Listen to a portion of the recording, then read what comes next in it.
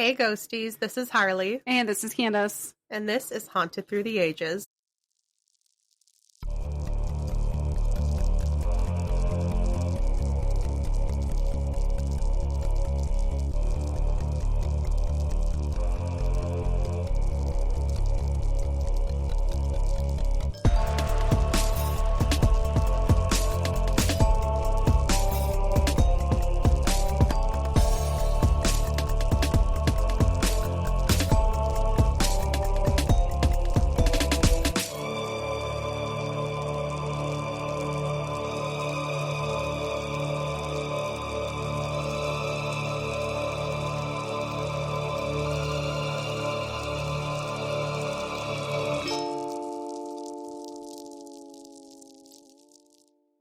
Nothing. Well, she's mute. I got Look at her. nothing. Just mute over here. I haven't shut the fuck up since I got here. And now put a comes the microphone time. in front of her. And she's like, what? Now Words? comes the time to talk, and I'm like, oh, right, I'm on. This is what we do now. We actually get to talk. I was trying to find that woo we had talked about, that pep. How's that working out for you? No. Not well. Oh, wait. No, my woo and my Not get well up at and all. go has got up and gone. Like I said, I think now that I'm like officially on vacation, my body's just collapsed. Dang, that's I'm right. done. You're done. I'm done. I was so excited. Dang. Today was the longest day ever. I bet. I couldn't wait to get the fuck out. Well, you stayed too, didn't you? Or you dipped out? I did, because I made a fucking mess. Oh, you did. I did. I was so pissed. God, that was like my day the other day. I went in at 4 and I leave till like 2:30. Ugh. I was toast. Yeah. You think that I'd actually come home and sleep, which I did not. No. So then I forced myself to stay awake, and before I knew it, it's like 10 o'clock at night, and I'm like, all right, it's time for bed. On my 15th wind. Just going all day. Oh, And I think that's my issue too, is I've been staying up later. Yeah. And that's not good for me. I don't do that. No. I don't stay up. It's no. Well, and I've been having to go in early, so it's like, ugh. Yeah. We're all sorts of messed up. I am just, I didn't even realize today was Friday. Like, I thought we had, I don't know, like today was like, I'm trying to talk about things that I had done this week, and I kept getting reminded, like, you mean yesterday? I've been so messed up yesterday? too. Shit. With school getting out this week. So then I had like the half day Wednesday and school got out. So then like yesterday and today were like off our, schedule. So Yeah. I'm like, I don't know what's happening. No. And then going into vacation, I'm like, I don't And then I don't get another day off. Like last weekend I had a day off, and then I don't get another day off until next weekend. So, and then I'll be on vacation. So, And I'm sore too, like physically from painting all week. And then, so I've been painting all week, and then I'm going to do. For purpose or for choice? Like, choice. Okay. I need change in my life. Right. And you know how they say, like, oh, women dye their hair. I'm like, I Why? paint the walls. There you go. So, been doing that. So I have the living room done. I have the dining room done, the hallway. So tomorrow I'm going to do Bubba's room because he'll be at my mom's. I do change. I just rearrange the furniture, though. That's the thing. I don't have anywhere to rearrange anything. Matt never knows what he's walking into when he gets home. Like, okay. All right, this is the new living room. This is okay. There you go. Well, it's hard now because the TV's mounted to the wall, so. Oh, yeah. You don't have many choices. Kind of stuck where I'm at now. Yeah. Shit. I don't like permanency. That bothers me. I just needed something different, so I went like really bold, and so I'm doing his room tomorrow, so I have to go in the morning and get the paint for that. Since I don't have to go into work tomorrow night, I have to get I have paint. more I just time. need a little can of paint for my front door. But I still keep telling myself I want to paint that, but yeah. whether or not it'll actually happen, probably not. Well, it's hard not having a screen door because you have to keep the door open. Yeah, that's true. And, not that I have runners, but I have adventurers. Love a good adventure. Yes. Probably Anakin, except Bob. No, it's Anakin. Bob could care less about going outside. Well, that's what I was saying. I said except Bob. Nope. He'd probably just... Autumn, yeah, they could care less about going outside. Like, they'll go on the porch and just sit there, but Anakin knows where he's been in the yard because we have a harness. We put him on a harness and take him for walks. So cute. But with all the strays, and like the other night, I think it was like 12:30, my Ring doorbell went off, and so I looked to see what it was, and there was a chunky little raccoon walking on the edge of my how cute steps there, like on the edge of the railing. So I was like, love a fat raccoon. Yeah, he was a chunky guy too. God. So I was like, well, I was asleep. He visited while I was sleeping. Like, visit in the daytime. Like, then I will give you hugs. But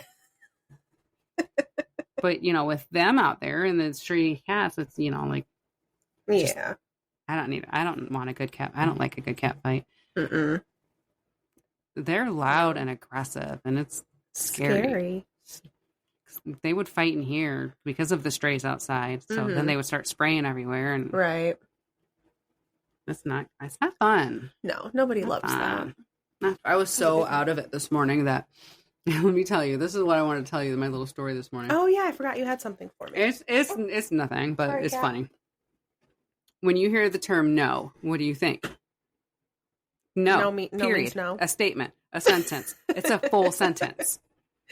So Matt gets up and he's getting in the shower this morning, and I have to come into work early. So I allowed myself about 20 extra minutes of rest because I knew I was going to come home and jump in the shower because of, you know, the play thing at his job. So I'm like, you know what? It's fine. I'll just go to work and I'll take a shower when I get home. This was how it was played in my head. I knew my plan. I knew what was happening. I took a shower the night before. Like, I'm not nasty. So he hollers at me from the bathroom, Candy, are you going to get in a shower? And I'm like, you know what? No. He said, what do you mean no? What part of no did he not understand? I don't know. Why is that a follow-up question? It was no, period. It wasn't even like, why not? What do you mean no? What do you mean no? No. I don't really know. I have to explain myself to not get in the shit. It's if I choose to be gross, I mean, that's not me, right?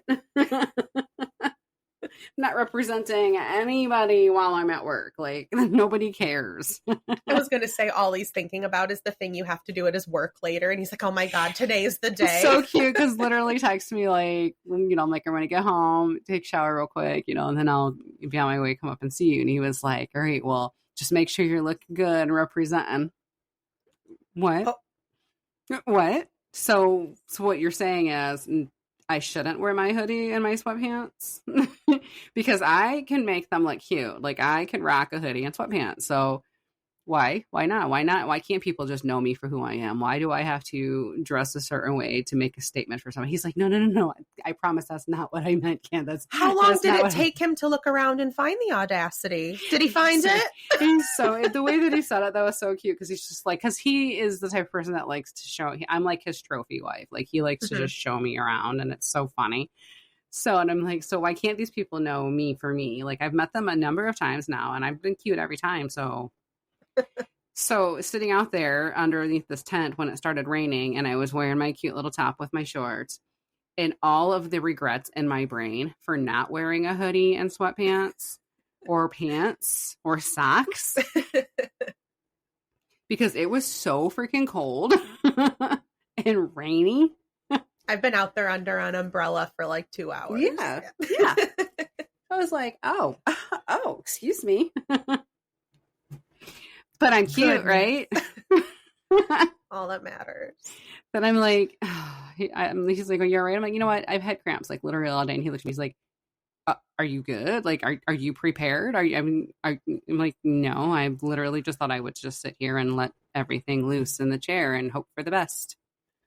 You're like, I've decided to start free bleeding. I'm natural now. Buckle up. And I was looking at his shirt because he was wearing 2 shirts. He had a long sleeve shirt on and then a shirt over the top of that. Well, there you go. So I'm like, well, I could always just take that, you know, borrow that shirt that you're wearing underneath there. So, like, why do you need to? I'm half naked over here, and you fully dressed. That's funny. But no, I mean, I'm still, you know, the dam is still dry. Fuck. Oh, good Lord. Hate it. So, are we ready to jump into it? Are you ready? I think I'm ready. So today's episode is dedicated to Doug because this is the one he told me about. I already had my notes for, and he was very offended. So it was originally my bonus episode for this month. But since he, the whole Patreon and him being old people with old technology. He's telling me stories earlier. But, yeah, oh my God, you're so and... cute when you do that to him. It's so It was cute. 1977. No, it wasn't. It was before that because that's when I was born. It was way before that. You're like, remember? Oh my God, it was so funny the other day. Like, what did I say? You said, did they have paved roads back then? No, I said, no, it wasn't paved. I'm like, did you have a horse on that cart of yours to get you around? Because he was talking about a car. No, he said it was a 4-door sedan. I said they had those in 1842. And you said, did it have square wheels and pulled by a horse? It's like, fuck you guys. That was funny. Oh my God, I made his face so red today. It was hilarious. Making him blush is I just come up with the craziest shit. Was literally, we were randomly talking about, how to cook things and, because he's still on this cooking trend and everything. Right. So we're talking about ribs, like how do you cook them and I put them in the oven and da-da-da-da. Oh, he came up and shared your recipe with me because he was so impressed. Oh, yes. Well, and then he asked if, Matt likes ribs. Yeah, but does he like chicken? I said, no, I've killed him on chicken because that's all I eat is chicken. So. Yeah. He was like, really? I'm like, well, you know what? He likes a good drumstick or a thigh, but he's not, like all I eat is breast. So, and he was like, so are your breasts dry?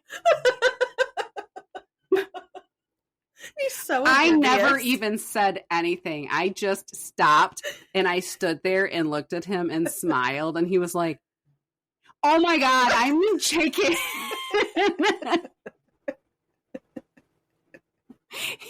Oh my God. And then he's like trying to fix the sentence and he's just stutter. I'm like, listen, stuttering Stanley, walk away. The damage is done. I love when he's so uncomfortable, he just leaves the room because he's like, I don't even know he anymore. Couldn't even word. Like he was done with it. That's why I had to grab you and was like, oh my God, Doug wants to know if my breasts are dry. Oh my God, I need chicken. He's so funny. Anyway, back to the Doug's episode here. So, the elderly and whatnot. So this is where I'm doing it. Instead, if you haven't heard it yet on Patreon for the bonus episode this month, I did the French Lick Springs Hotel in Indiana, and it was a fun time. That was a really good episode. That one was really fun. We had fun. Yeah. So... Just saying, it was fun. So I switched things around, and today I'm going to tell Doug all about it, all about this place he saw. And we are going to Australia. All right, Douglas, here we go. Australia's most haunted house. So we're talking about the Monte Cristo Homestead, which is located in New South Wales, Australia. And it's a home with a very ugly, dark history. Yuck. It's really pretty, though. It almost looks like I think the way they described it was like old Victorian or something. But it gives off like New Orleans vibes to me. Okay. It's really pretty. All right. So. Which is also a super duper haunted place. So. We have so many places to cover there. Mm-hmm. That'll be fun to dive into. In 1845, a man named Leopold de Salis, who was a European man, settled in New South Wales, becoming the first in this particular area to do so. Over time, the population in the area increased. A postal office was established in 1862, and the following year, the village of Junee was established. The village gradually grew to a population just below 5,000 people, and as of 2021, that is still where the population sits. Just below 5,000. So it's a very small town. Wow, tiny. Mm-hmm. And I was rocking you through it. Literally. And I was really surprised. Like, This was 1845 when he settled here and was like the first in the area. Looking into it, I, of course, deleted half of my research that wasn't relevant, but just learning about how late Australia was settled by like Europeans I was shocked. I didn't realize it was so late in the, time period. Yeah, people were just trying to live free at the time. Like, leave us alone. Mm-hmm. One of the original pioneers of Junee was a man named Christopher William Crawley. And Christopher was born in Sydney in 1841 and grew up in the inner city suburb of Balmain. And that's where he developed an interest in farming. Christopher went on to marry a local Indigenous woman named Elizabeth Carr in 1860. And after getting married, Christopher and Elizabeth moved to Junee, where Christopher purchased 2 parcels of land to build their home on. At first, they lived in a small hut in the early years as they grew their family, but Christopher was struggling to put food on the table. Well, help me understand what a parcel is. Like an acre or... I don't know. I didn't look it up. Okay. Let's. We'll research it. Refers to a specific portion of land that's officially separated from a larger area. Think of it like a slice of pie. Okay. All right. Well, now we know. It's property. We learned something today. Yay. So, struggling to put food on the table. And in 1878, the Great Southern Railway line opened and brought travelers and agricultural trade to Junee. So, Christopher put his thinking cap on and thought, how brilliant, I can make money out of this. Love that for him. He used the money he had left and he took a chance purchasing a license to build the Railway Hotel, which sat right across from the train station. And in no time, the Crawleys became one of the wealthiest families in town. Nice. So now that he could afford a larger home for his family, Christopher built a small brick cottage, and it's still standing today. He then turned the hut that they were originally living in into a stable for his prized horses that he now had. And then a little later in 1885, Christopher upgraded again, building a 2-story, this is where they say late Victorian style manor that overlooked the town and would become the Monte Cristo Homestead. By the time the Monte Cristo mansion was built, the Crawleys were a family of 9.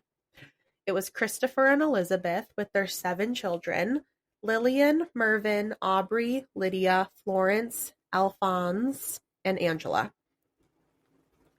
Christopher spared no expense with Monte Cristo, and it's said that even now, 140 years later, there's still not a single crack in the structure. So it's very well built. Nice. Nice for him. And back when it was built, Monte Cristo became the place to be in high society. The Crawleys held fancy balls. In their hands. And tennis matches. And it even had a golf course. During this time, all the children were said to be living happy and productive lives. The girls, who were Lillian, Lydia, Florence, and Angela, were all said to be very musically talented and went to the best schools their parents' wealth could afford. Lillian was called the great beauty of the family, and she was an accomplished pianist and composer. And she even composed this, I think it's Scottish, maybe, in 1895 for a ball at Government House and dedicated it to Lady Dunbar. And it said that her sister Angela was a talented artist who enjoyed sketching and pen drawings. And then the boys, Mervyn, Aubrey, and Alphonse, were also educated by the best. Mervyn was nicknamed the Pioneer of Queensland, owned and operated extensive pastoral holdings in the state. Aubrey, who played the violin, became a doctor, and Alphonse, who was the finest pianist of the family, became a solicitor and broke the Australian record by practicing for 62 years. Wow. So they grew up very well. Then there's Mrs. Crawley. She was compared to Queen Victoria and usually wore a black lace dress with a stand-up beaded collar and a lace cap. She was a fancy woman. And she's said to have ruled the house with a rod of iron. Ooh. Yeah. She was the She's a rough She's the one. strict parent. And with her husband, they appeared to be the quintessential Victorian couple. Wow. And when you're the perfect family on the outside, that's not good. I know. That means shit's really bad. They pulled the wool over. They sure did. Perceptions were often misleading, and staff would later recount stories of harsh mistreatment by their employers, mostly Mrs. Crawley. And that spawned many of the hauntings today. On top of that, Mr. Crawley, he was known to be very nice to the staff. Very nice. Typically, if the guy's nice and the woman is a bear. Well, he liked them a little too much. He's rumored to have not been a very faithful husband and supposedly had sexual relations with several staff members and knocked up not only one, but two. Two of his maids, to be specific. One is said to have met her fate when she was pushed down the stairs. Whoops. Rumor has it was by Mrs. Crawley. The other supposedly committed suicide by jumping from the balcony and landing on the stairs below, where she was killed instantly. Allegedly. The bleach they used to clean the blood stain never fully came out of the stairs, and you can still see it today. Really? There's pictures. I'll have to post pictures, but yes, I did see it. They haven't recarpeted the place? It's on the stairs outside, I'm sorry. Oh. From the balcony to the outside stairs, so they're like cement stairs. Gotcha. Yeah. That would be gross, yeah. Right. You're like, whoa. Ew. Now, that's only the tip of the iceberg of what happened at Monte Cristo, but we'll cover the rest as we get into the hauntings. But obviously important to understand the Crawleys were not the well-put-together, happy, high society family they pretended to be. So Christopher Crawley ended up dying at Monte Cristo on December 14th, 1910, at the age of 69. He ended up with blood poisoning caused by a carbuncle on his neck, which became infected from rubbing up against his starched collar. Have you ever heard of a carbuncle? No. Google it. Is it gross? Yep. Oh. Yep. I said, what the fuck is a carbuncle? So I Googled it, and it's absolutely disgusting. Come on. It's basically like a giant sore. Literally looked. It's a boil. Yeah. Ew. Yeah. It's not pleasant. I imagine today you could get some good antibiotics for something like that. Yeah. But not back then. And most of them are blurred because apparently I'm a child and my What's with your setting? my Google has to blur my That's funny. I'm a grown up. I can see it. I don't want to see it. You're like, never mind. It's just kidding. It's protecting me. I'm still a child. Ew. Oh my God. Yeah. So that's what he passed away from.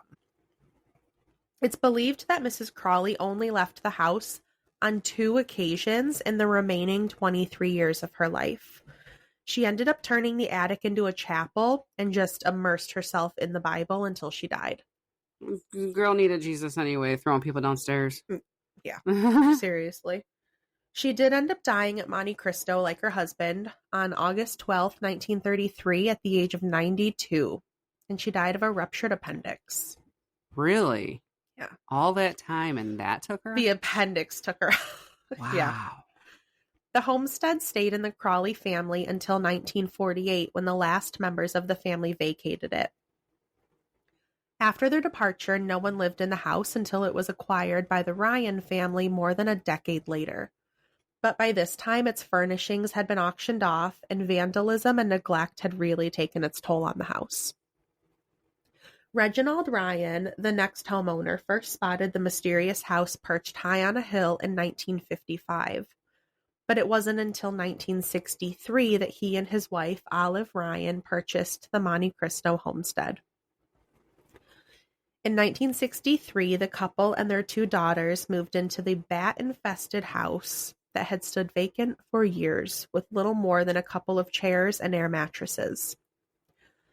And according to an article in the Australian Women's Weekly, September 1976 edition, the property was in such bad shape that the local Catholic Church refused to take it as a gift. They're like, no.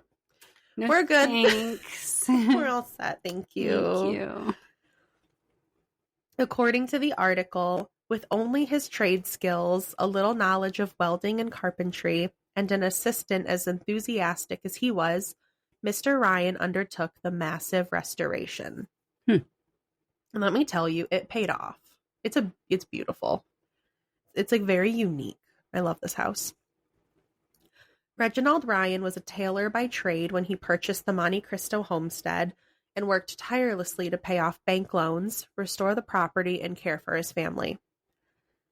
He worked a variety of jobs, including as a drinks waiter, laborer, and door-to-door salesman, before eventually becoming an antiques dealer, which helped secure the future of the homestead.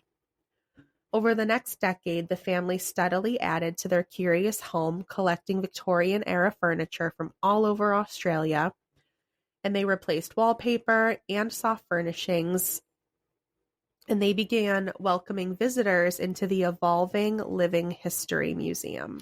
That's fantastic. Yeah, they really made something out of this house. That's awesome. Like they're trying to refurbish it back to original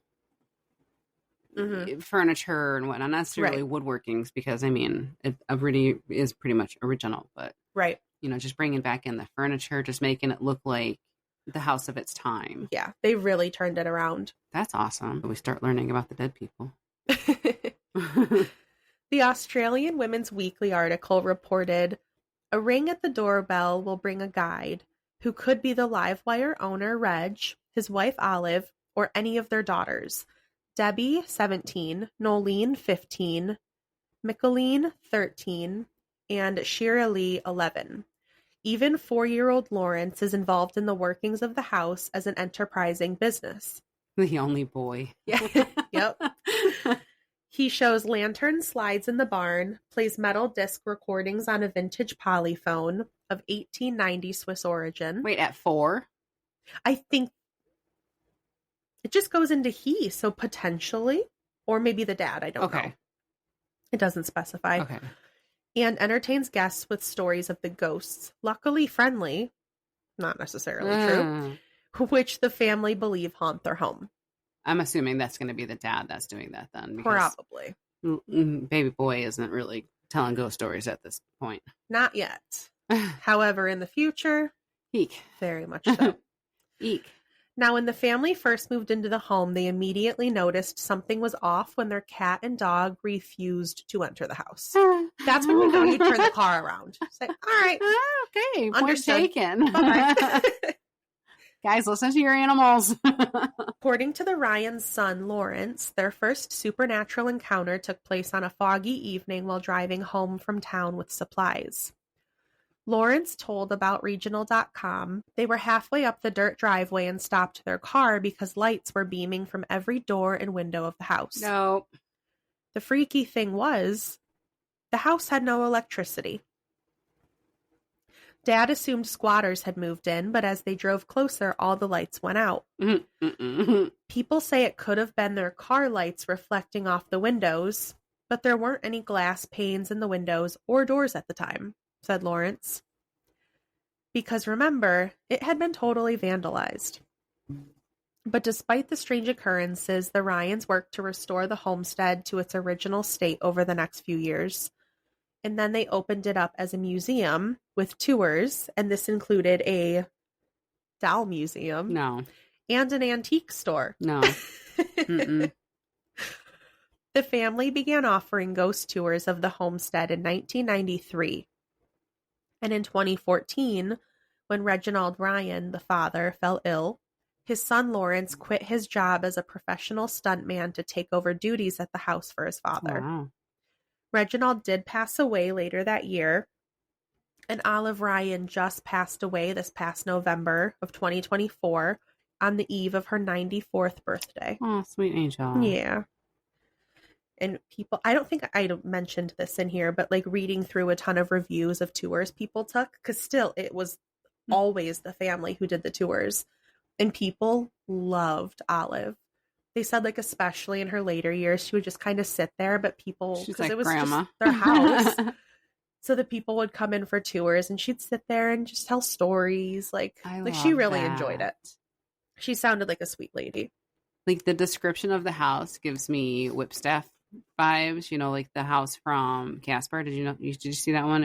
I know it's before the one with Christina Ricci? Yeah. Yes. Yeah. Like the house is like giving me the one Whipstaff. with the cute boy. Yes. Casper, hello. It's one of my childhood crushes. Thanks. Same. It's like I want to meet a ghost that turns into a cute boy. Seriously. Never mind. Maybe Frank will be cute. Yeah, I kind of feel that though. I loved that house. Yeah. I mean, so not cool. the basement area. I mean, I don't want to take the roller coaster or anything. I would totally do it. I don't want the shave though. I don't need the shave and haircut. You can save that. No, I'm good. So fortunately, the house has remained in the Ryan family since the 60s. So they have plenty of stories to share with the world. And they obviously really leaned into the hauntings. Like I said, Mama Olive was sharing them up until this past year to her dying day. Aww. So the first haunting, I don't even know if it's a haunting, but it's really disturbing. So I wanted to knock it out first, and I'm going to make it quick. Apparently, the Crawley family hated animals. That was the original family. Really? Not a fan. Bet you it was the wife. I would say so. The dad probably don't like them. And I'm not sure why they say that. They don't have any stories of anything in particular. Some people like them, some people don't. But, so I don't know where this comes from. But the Ryan family came home one night and they found all of their chickens strangled to death in the poultry run. Their parrot was choked to death in its cage. And a litter of kittens raised in their breakfast room were all brutally killed. Oh, that's disgusting. I'm not sure if this was all on the same night or different times. I don't know, but it's gross and disturbing. I should have Googled you before you came over. Like, does my cat die? The cats die. No, but that part of the story's over. I said it first. We're done with it. Moving on. Oh, the babies. Yes. Speaking of babies. Yeah, he's coming for you now. Like, what did you say? What? Catch you with my murder mittens. So Christopher Crawley's ghost now haunts the room in which he died, but they say that he is very nice. I'm sure he is. I mean, he was a ladies' man. Sure was. People claim to see his apparition, but say that he doesn't bother anybody. Okay. Elizabeth, on the other hand, is also there, and they say she hasn't changed much after death. She still rules the house with an iron fist, judging anyone who dares enter her house. If she doesn't like you, she'll try to scare you with ice-cold air and the feeling of long, cold fingers grabbing at you. Nope. 1,000%. We're done. We're out. Nope. According to Lawrence Ryan, the son, his father was not the biggest believer and would not vouch for seeing Mrs. Crawley, but he still always dressed in Victorian clothing to keep her happy, just in case. Because Mrs. Crawley was pissing the bitch off. Very traditional. You weren't walking in there in your booty shorts or anything inappropriate. Because you're about to get the cold sting of her fingers. She's going to get you. Lawrence said, visitors think it's for them, meaning his father's clothing, but it's not. Mrs. Crawley doesn't like people dressing inappropriately when visiting her home. Wear the wrong wardrobe or enter without manners, and Mrs. Crawley will appear. Wow. Yeah. No. Like I mentioned earlier, Christopher Crawley supposedly impregnated 2 maids. The one who committed suicide by jumping from the balcony is said to still haunt the veranda. Allegedly. Jumped. Mm-hmm. But the one who was, allegedly, pushed down the stairs, she did end up giving birth to a son. Dang. Yeah. His name was Harold. And when Harold was a young boy, he was involved in a terrible accident on the property when he was... so she was pretty far along when she got pushed down the stairs, or did she survive that? I don't know exactly how it happened. Okay. I'm not sure. Okay. But he was involved in a terrible accident when he was hit by a stagecoach. And he did survive, but he sustained serious head trauma that disabled him for life. Oh. He suffered from uncontrollable aggression, and he could no longer care for himself. So, instead of like getting him the appropriate help he needs, they thought it best to chain him up in the coach room for more than 30 years. Oh, yes, of course, because that's how we deal with, how you handle that. Disabled people. That's what you know. Right. Yeah. And speaking of this being Doug's episode, him and I were just talking about that yesterday in a town near here, where that's exactly what it was for. People who just didn't want to care for like disabled family members, just drop them off. There's a place for them to go. Not my quote, problem anymore. Yeah, right. That's how they looked at it, which is that's disgusting. So sad. So unfortunately, Harold was not treated very well. Poor Local Harold. children would mock him because he'd scream all day, and they called him a monster. And the children of Junie challenged each other to find and pester him.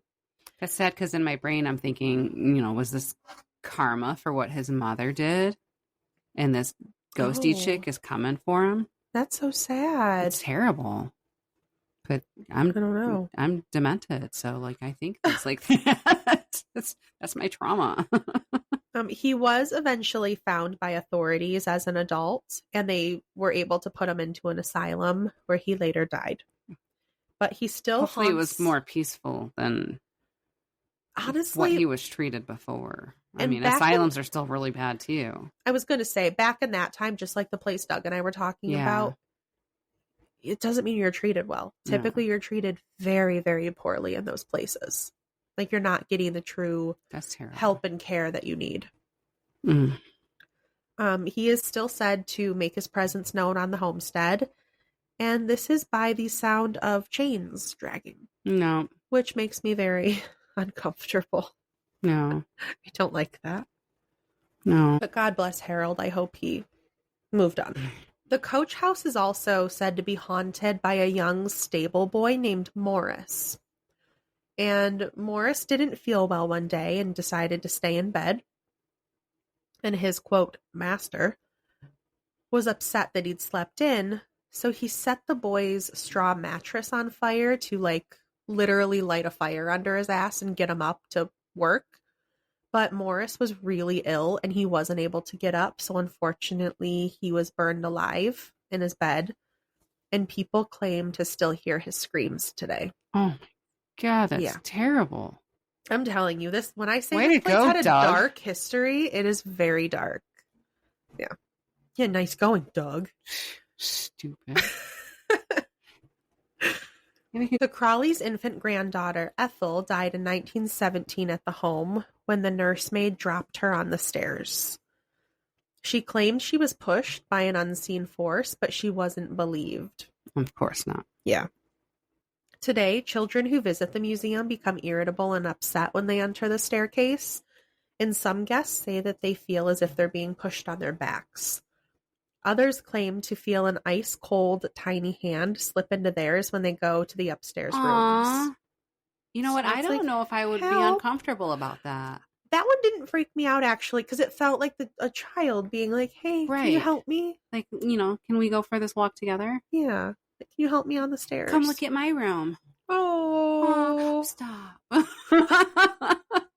I'm sad. Want to play? No, fucking Chucky. We're babies. A more recent ghost is that of a man named Jack Simpson. He was one of the home's caretakers, and he was shot to death on the porch in front of the house by a young man in 1960. This man had watched Alfred Hitchcock's Psycho 3 times before committing his crime, and he ended up writing, quote, "Die, Jack, ha ha." He carved those words into the shed door where they can still be seen today. Damn. Yeah. Like, maybe we could replace the door. You think? But they chose not to. Now it has a story. It does. It goes with the hauntings. For a long time, visitors to the home could stay over on Saturday nights. Lawrence said that the Ryan family takes great pleasure in placing bets on whether visitors will last the night.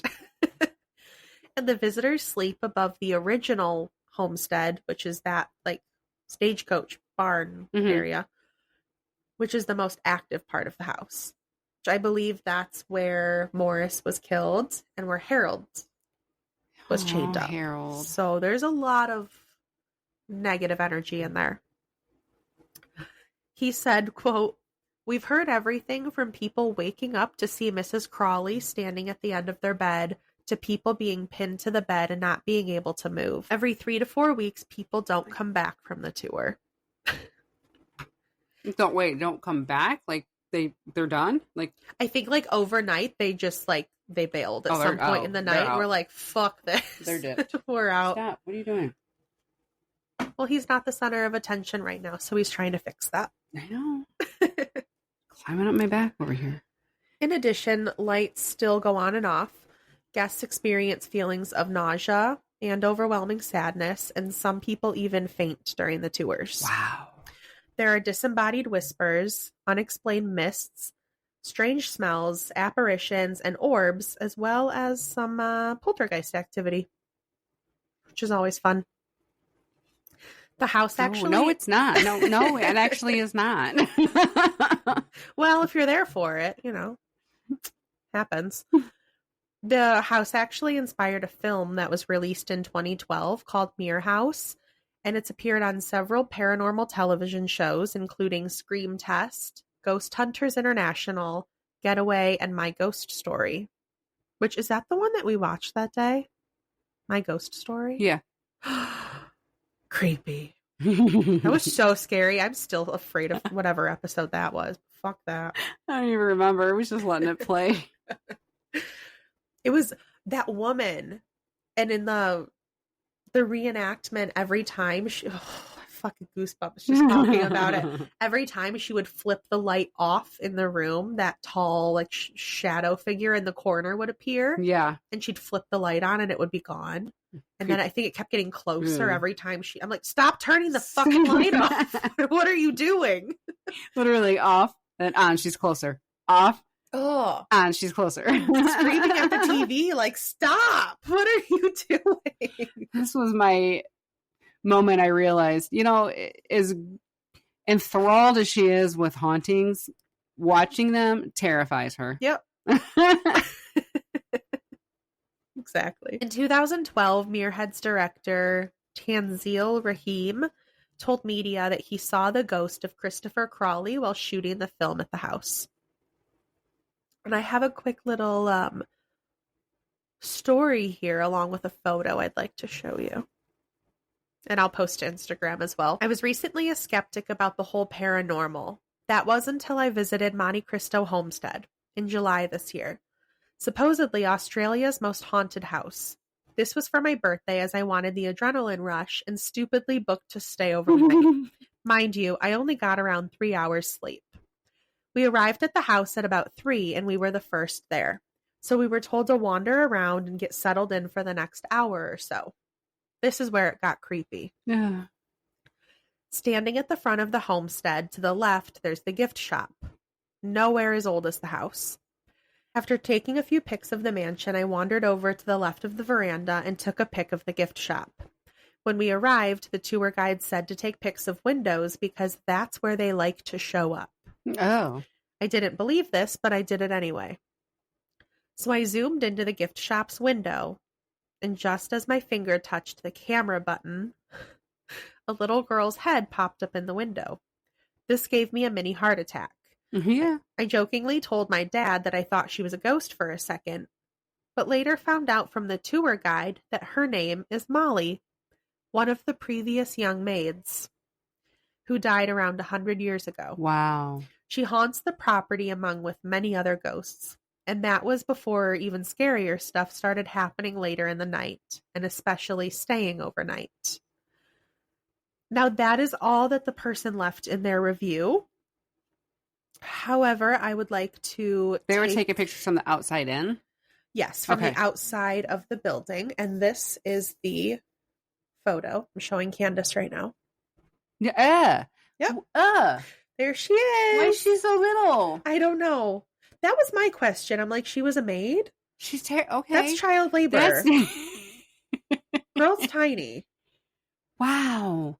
That's My terrifying. 6-year-old son is taller than her. Yeah. That's terrifying. Honestly, she looks like the I don't even know if it was a girl. In the ring, was it a little boy? Who was like looking, was it like on the stairs and like looking down in like that Japanese house? What am I thinking that was a of? little boy. That's what it looks like to me. He was sitting on the stairs and he just kind of looked up, but his eyes were all dark underneath. Okay, Yeah. I have goosebumps on my legs right now just thinking about that. Fuck that. That's what it looks like to me, though. That's creepy. Yeah. Yeah. Like, haha, boo. No, boo. Exactly. I looked into people's reviews of the tours and overnight stays, and there are some really awesome photos that people have taken of like different mists and where you can kind of like make out a face and stuff. So I'll get those for you guys as well. And people also claim to feel gusts of wind on the stairs, smell cigar smoke, and another woman claimed to feel someone stroke her hair during dinner. No, thank you. I'm good. No, thank you. So, the home today, in November of 2024, right after the death of Olive Ryan, it was announced on the official Homestead Facebook page that the home would be closed until further notice. And then, unfortunately, just a few months ago in January, the family posted to the Facebook page that the home, quote, will never be open again. Oh. Lawrence told Region he's unable to provide details on the circumstances of the decision to close the homestead to the general public. He said, all I can say is it's been shut down through no fault of ours. Breathe. Probably way too much activity, like too many bad things happening. Maybe. That they can't prove. He said, I own the name Monte Cristo, the trademark, and everything else to it. I will carry on the legacy of telling the stories of Monte Cristo from the Crawleys, the original owners, and the Ryan side, my parents.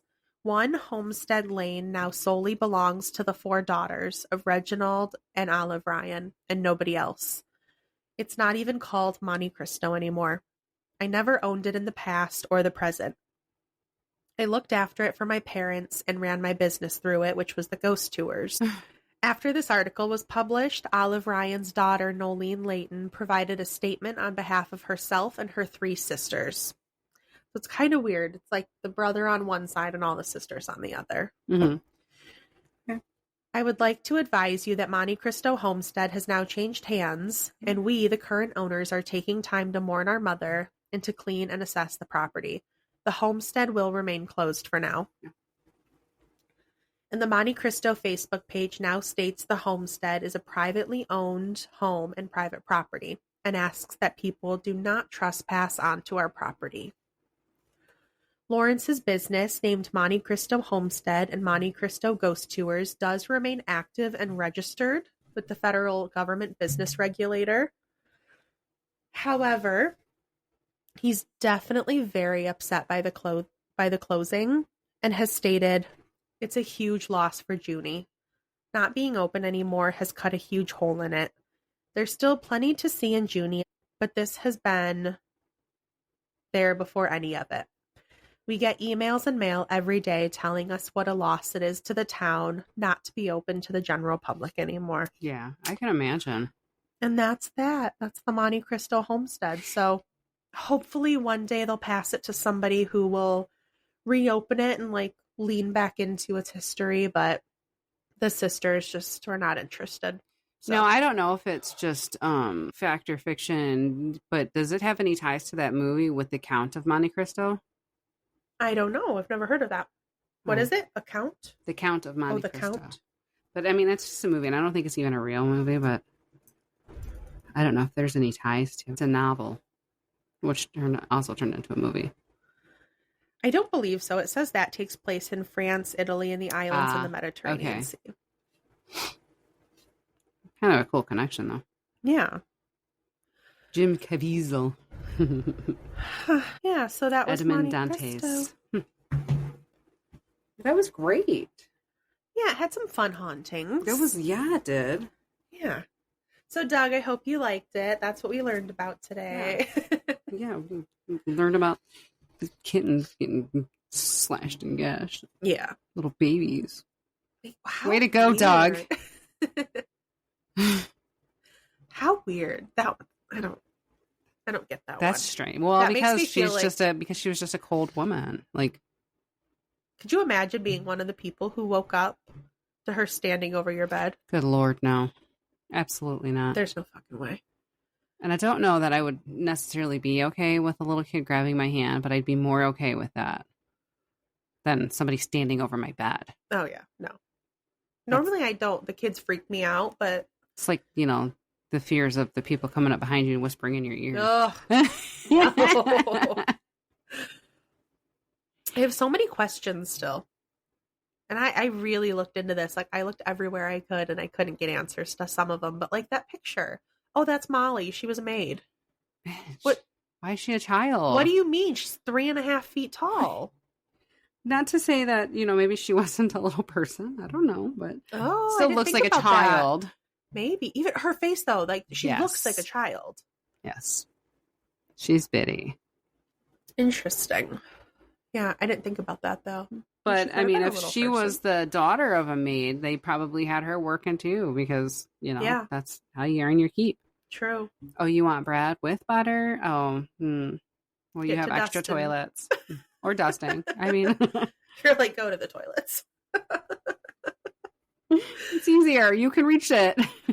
You can't dust the high areas. That's true. That's true. Yeah.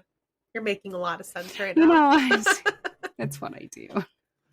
Well, that's all I got for you. So if you like today's episode, make sure you like and subscribe or share it with a friend. And if you want to keep up with us, we are on Instagram, Facebook, and soon to be YouTube.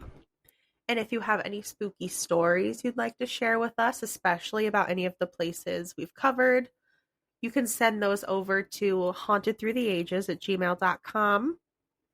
If you have any suggestions, like we got, this one ended up coming out this way because Doug suggested it. So if you have any you want to hear, make sure you send them over. And if you want more episodes, we have multiple after hours episodes, multiple bonus episodes available over on Patreon, and you also get access to early episodes. It says a day early, but I've been on my editing game, and it's usually like 4 or 5 days earlier than everyone else hears it. So feel free to join Patreon for that, and we will see you next time. Bye. Bye.